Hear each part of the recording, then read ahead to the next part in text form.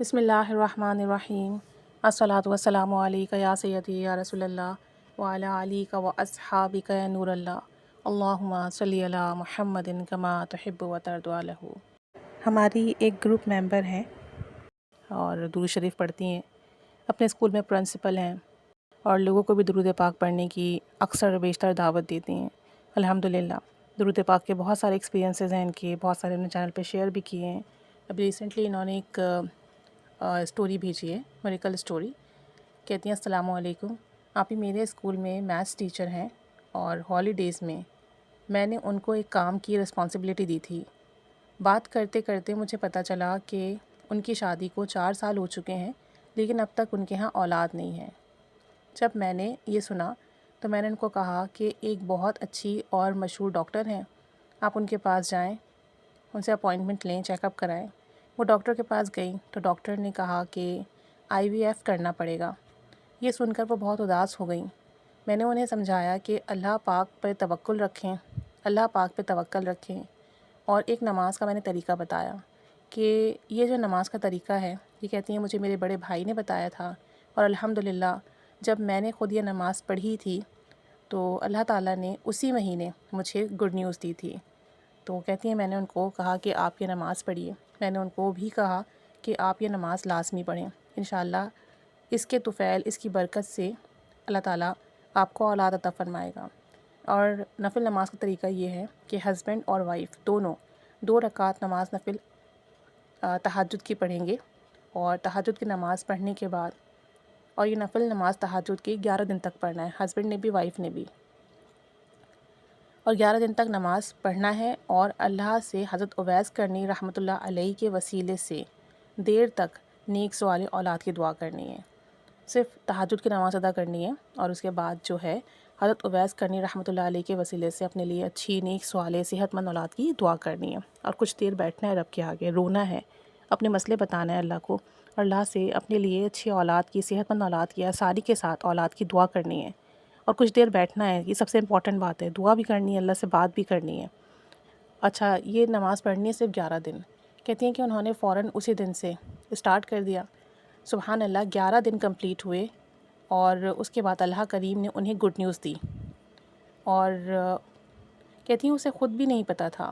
وہ کہہ رہی تھی کہ مجھے تو IVF کا ٹریٹمنٹ کا کہا گیا تھا اور مجھے یہ ٹریٹمنٹ نہیں کروانا تھا، اور وہ رو رہی تھی۔ ایسے ہی کچھ دن گزرے اور پھر کنفرم ہوا کہ وہ جو ہے الحمدللہ اللہ کے حکم سے اسے گڈ نیوز ملی ہے، اور آپ یقین کریں کہ سب سے زیادہ خوشی مجھے ہوئی۔ کہتی ہیں میں نے جب ان کو یہ نفل کا طریقہ بتایا تھا تو حضرت اویس کرنی رحمۃ اللہ علیہ کا قصہ بھی سنایا تھا، ان کی عشق کی داستان بھی سنائی تھی کہ حضرت عمر رضی اللہ تعالیٰ عنہ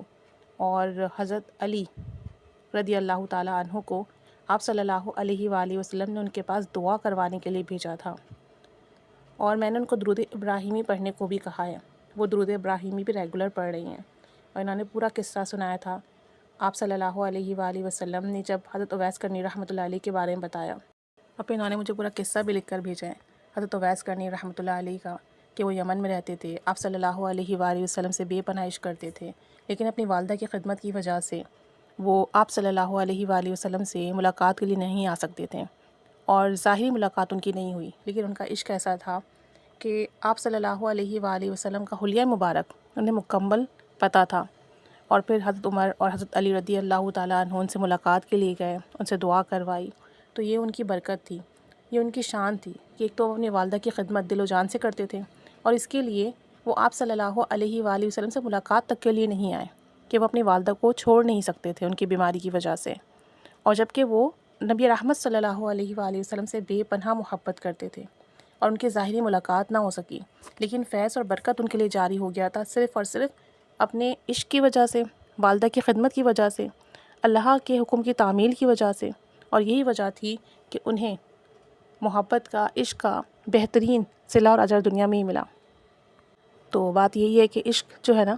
چاہے آپ کتنے ہی دور کیوں نہ ہو محبوب سے، لیکن محبوب کی یاد میں ہر وقت آپ غرق رہتے ہو، ہر وقت محبوب کی یاد میں ہی جو ہے مشغول رہتے ہو۔ عشق آپ کو کبھی بھی محبوب کی یاد سے غافل نہیں ہونے دیتا، چاہے آپ اسے ظاہری طور پر پاس ہو یا نہ ہو۔ اور پھر اللہ اور اس کے رسول صلی اللہ علیہ وآلہ وسلم سے محبت کرنا،